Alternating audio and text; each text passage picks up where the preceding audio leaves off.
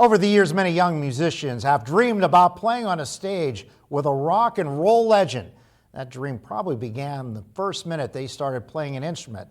There's a man in Harbor Creek who didn't have to wait so long to get that special moment. He's made a lot of other big memories since. John Last talked to him for this edition of The Last Word.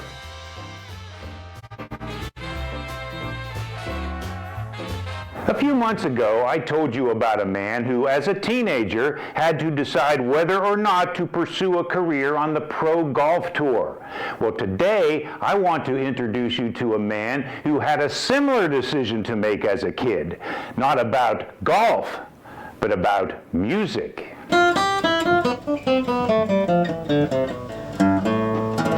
This is Jim Parato in his basement in Harbor Creek.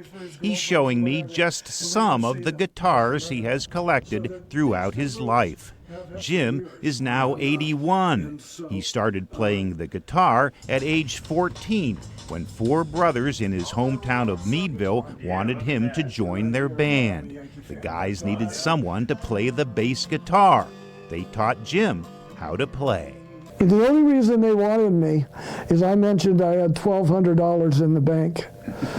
And that bass guitar back then was, and the amp was $625. You can get a good bass and amp today for less than that. Jim's first gig with the band was only 8 weeks after he started to play. He was good. A couple years later, when Jim was 16, the legendary Chuck Berry needed a bass player for his concert at Allegheny College. He hired Jim. That same year, another music legend, Jerry Lee Lewis, also hired Jim for a performance at the college. I didn't think anything of it. I was a kid, dumb kid, and I should have taken all kind of pictures. I should have done all kind of things, but I didn't. At 16, Jim did a summer tour with the vocal group The Lettermen just before the trio became famous.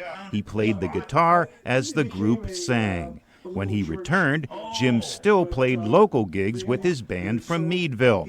After graduation, Jim had to decide whether to pursue a musical career. He went another direction. The college was the important thing, and I knew that I could still play in a band. Jim went on to a Hall of Fame career with the Iroquois School District as a teacher, coach, and principal. He taught international students at Penn State Barron for many years. He played in local bands, including the Andy Simmons Trio, Sound Spectrum, the Bayfront Connection, and a touch of classics. He wrote Erie's bicentennial song in 1995.